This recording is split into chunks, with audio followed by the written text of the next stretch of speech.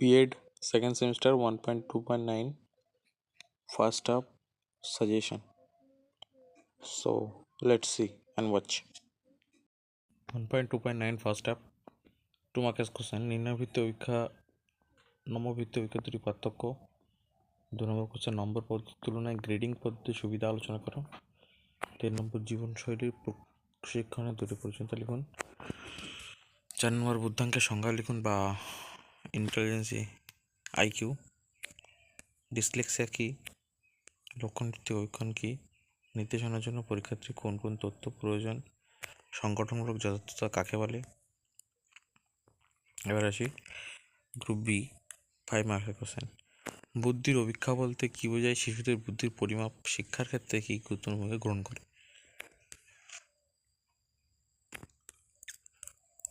2 নম্বর question সুঅভিক্ষার গুণাবলী উল্লেখ করে ব্যাখ্যা করুন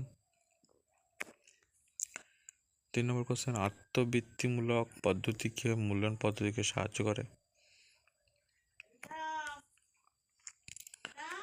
4 নম্বর কোশ্চেন সমস্যামূলক শিক্ষার্থী বলতে কি বোঝায় শ্রেণীকক্ষে সাধারণত যে বিভিন্ন সমস্যা থাকে সেগুলি উল্লেখ করুন মূল্যায়নের প্রকৃতি ও উদ্দেশ্য সম্পর্কে আলোচনা করুন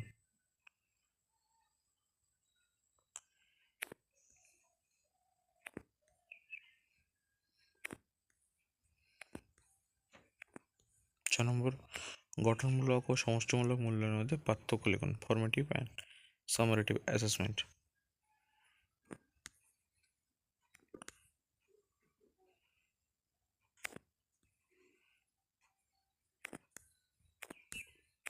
10 নম্বর কোশ্চেন গ্রুপ সি সৃজনশীল শিশুদের শনাক্তকরণ ও পরিপোষণ পদ্ধতি সংক্ষেপে আলোচনা করুন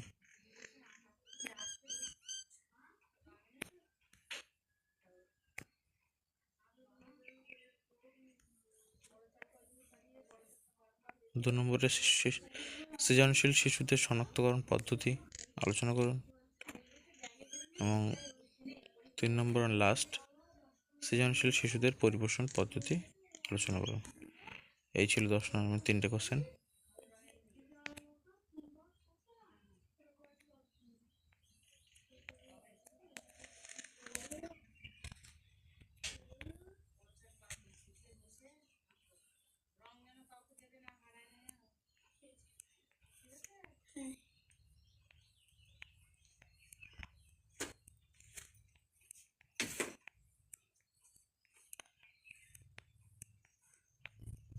ওয়ান পয়েন্ট 2.9 ফার্স্ট হাফের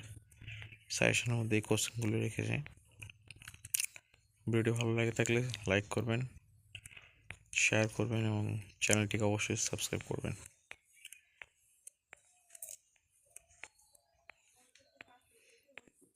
থ্যাংক ইউ